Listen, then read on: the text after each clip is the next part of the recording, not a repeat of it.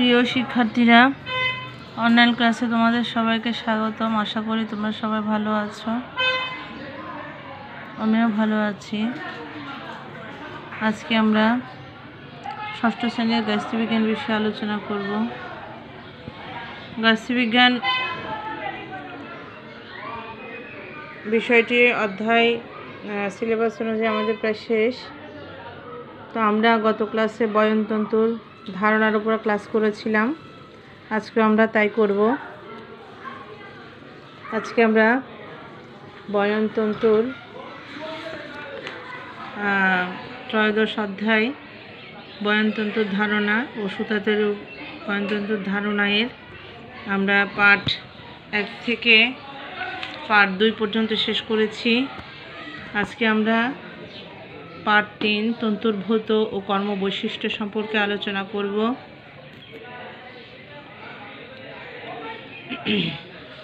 প্রিয় শিক্ষার্থীরা, আমাদের আজকে বয়নতন্তুর ভৌত ও কর্ম বৈশিষ্ট্য সম্পর্কে আমরা জানব। আমরা দেখতে পাচ্ছি এখানে দুটো ছবি আছে, পর্দা, বালিশের কভার, আর এই ক্ষেত্রে সুতি বস্ত্রের কীরূপ ব্যবহার সে সম্পর্কে আজকে আমরা জানব পর্দা এবং বালিশের কভারের ক্ষেত্রে। চলো তাহলে শুরু করা যাক আমাদের ক্লাসটি। যেহেতু আমাদের কর্মজীবনে বস্ত্রের ভূমিকা অনেক গুরুত্বপূর্ণ, তাই কোন বস্ত্র কী ধরনের তন্তু দিয়ে তৈরি এবং সেই তন্তুর বৈশিষ্ট্য কী সেই সম্পর্কে আমাদের সকলের জানা দরকার। তোমাদের মনে প্রশ্ন জাগতে পারে, ভৌত কর্ম বৈশিষ্ট্য কী? কেমন? ভৌত বলতে বোঝায় তন্তুর আকার, শক্তি, স্থিতিস্থাপকতা, আর্দ্রতা, শোষণ ক্ষমতা, তারপর ইত্যাদি বোঝায়।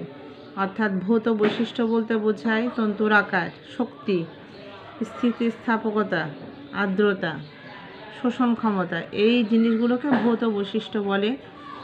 অন্যদিকে কর্ম বৈশিষ্ট্য হচ্ছে তন্তুটির কার্যকরী দিক, অর্থাৎ তন্তুটিকে বাস্তব জীবনে কী কাজে লাগানো যেতে পারে তাই হচ্ছে তার কর্ম বৈশিষ্ট্য।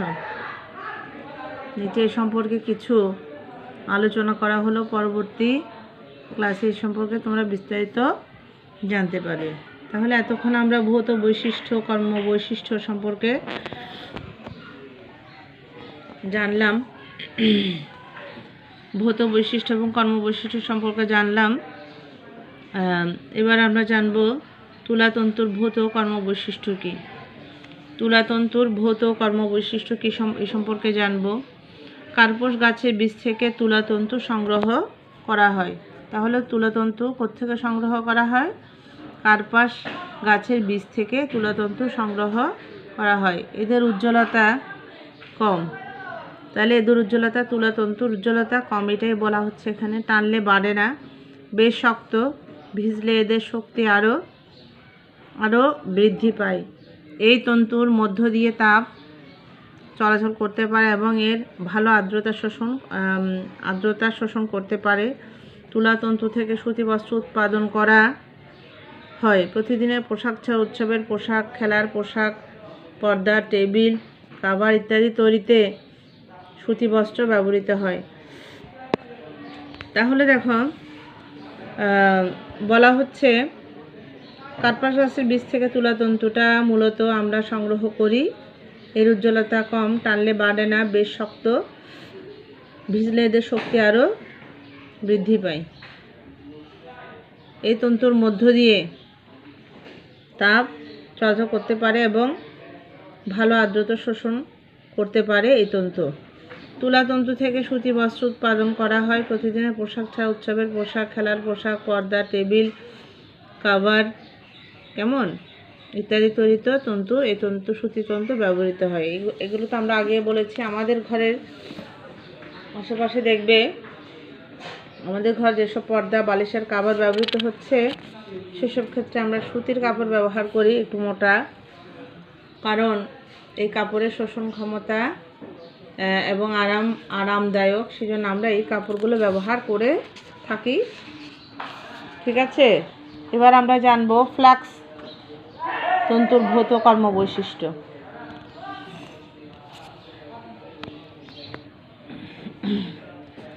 ফ্ল্যাক্স তন্তুটি মসিনা গাছের কাণ্ড থেকে সংগ্রহ করা হয়। কেমন?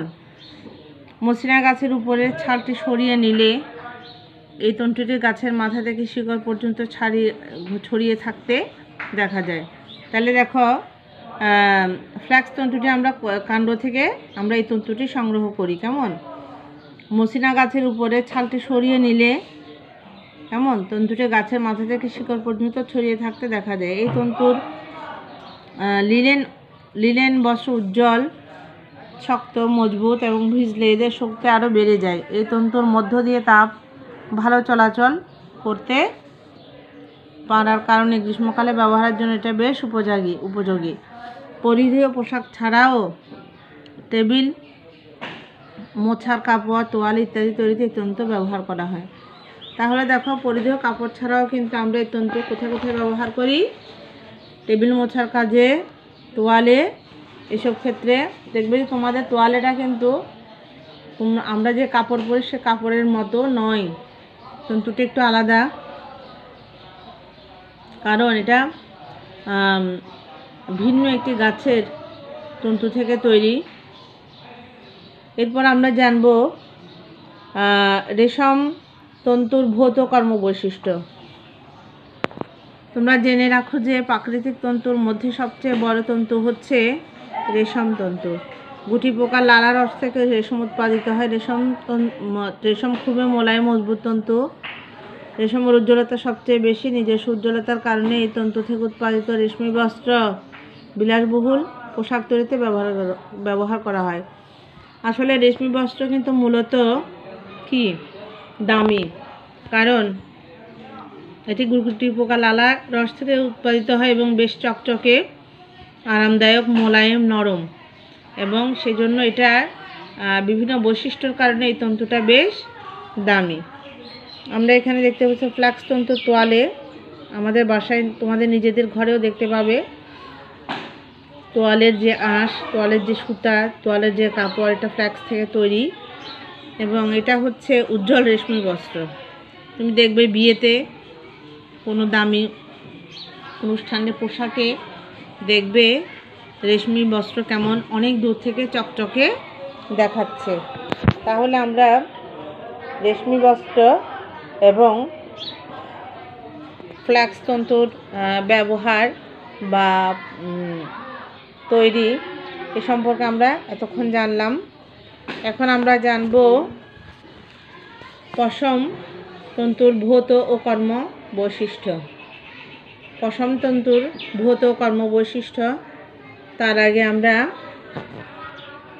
এখানে কিছু বস্ত্র দেখতে পাচ্ছি, যেমন শার্ট, প্যান্ট, হাত মোজা, টুপি, মোজা, পা মোজা, তারপর হচ্ছে প্যান্ট, শার্ট। কেমন? আমরা দেখে নিই একটু, তারপর আমরা পরলে খুব তাড়াতাড়ি বুঝতে পারবো। এগুলো হচ্ছে পশমি বস্ত্র। চলের কর্মবৈশিষ্ট্য সম্পর্কে আমরা একটু জানব। পশমি একটি প্রাণীজ তন্তু। বিভিন্ন লোমশ প্রাণীর ত্বকের উপর গজানো পশম বা চুল থেকে শীত নিবারণের জন্য এই তন্তু সংগ্রহ করা হয়। পশুদের মধ্যে ভেড়ার লোমে পশমি বস্ত্রে বেশি ব্যবহার করা হয়। পানির শোষণ ক্ষমতা সবচেয়ে বেশি হলেও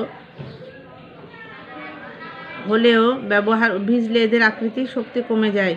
এই তন্তুর মধ্য দিয়ে তাপ ভালো চলাচল করতে না পারার কারণে শীতকালে পোশাক হিসেবে মাফলার, সোয়েটার, শাল ইত্যাদি তৈরিতে এগুলো বেশ উপযোগী। তাহলে আমরা পশমি বস্ত্র একটি প্রাণীজ তন্তু। মূলত এটি ভেড়ার লোমের, পশুদের মধ্যে ভেড়ার লোমে পশমি বস্ত্রে বেশি ব্যবহার করা হয়। কেমন? এটা হচ্ছে লোমশ প্রাণীর ত্বকের উপর গজানো পশম বা চুল থেকে শীত নিবারণের জন্য এই তন্তু সংগ্রহ করা হয়। ঠিক আছে? তাহলে এগুলো আমরা ব্যবহার করি শীতকালে। এই তন্তু দিয়ে তৈরি পোশাক আমরা ব্যবহার করি মূলত শীতকালে, যেমন মাফলার, সোয়েটার, শাল ইত্যাদি। আর এগুলো হচ্ছে এই ঋতুর জন্য বেশ উপযোগী এবং পানি শোষণ ক্ষমতায় সবচেয়ে বেশি হলে ভিজলের আকৃতি শক্তি কমে যায়। চলো তাহলে এরপরে দেখছি আমরা কৃত্রিম তন্তুর ভৌত কর্মবৈশিষ্ট্য। কৃত্রিম তন্তু যেহেতু মানুষ যেহেতু তৈরি কথা, এদের দৈর্ঘ্য নিয়ন্ত্রণ করা যায়, এদের উজ্জ্বলতা বাড়ানো কমানো যায়। রেয়ন, পলিস্টার, নাইলন ইত্যাদি কৃত্রিম তন্তুর উদাহরণ। কারণ কয়লা, বায়ু, পানি ইত্যাদি নাইলন তন্তুর মূল উৎস। কৃত্রিম তন্তুর বস্ত্র হালকা, মজবুত, নমনীয়, দীর্ঘস্থায়ী হওয়ায় তোমরা এই ধরনের পর্দা, কার্পেট, মশারি, বিছানা, চাদর তৈরিতে ব্যবহার করতে পারবে। এগুলো নিচে এরূপ কিছু সামগ্রী চিত্র দেওয়া হলো। দেখো তাহলে কৃত্রিম তন্তুর কার্পেট এটা, ঠিক আছে। এরপরে দেখো এটা কৃত্রিম তন্তুর মশারি। আমাদের যে বাসায় যে মশারি আছে সেটা আমরা লক্ষ্য করলেই বুঝবো এটা কৃত্রিম তন্তুর তৈরি, এবং যে কার্পেট ব্যবহার করি সেটাও কৃত্রিম তন্তুর তৈরি। তো এরপরে আমরা দেখতে পাচ্ছি কাজ এক। নিচের ছকের বাম দিকের কলামে বিভিন্ন প্রকার বস্ত্রের নাম উল্লেখ করা আছে। ডান দিকের কলামে এলোমেলোভাবে উৎসের নাম দেওয়া আছে। সঠিক উৎসটিতে চিহ্নের সাহায্যে মিল রেখে দেখাও, কেমন মিল করে দেখাও। তাহলে এতক্ষণ আমরা দুই দিন আমরা এই ক্লাস করেছি বয়নতন্তুর উপরে। তোমরা কোনটার সাথে কোনটার মিল তোমরা তীর চিহ্ন দিয়ে এটা করে দেখাবে। তো প্রিয় শিক্ষার্থীরা, আগামী ক্লাসে আমরা অনুশীলন নিয়ে আলোচনা করব। সে পর্যন্ত সবাই ভালো থেকো, সুস্থ থেকো এবং নিরাপদে থেকো। আল্লাহ হাফেজ।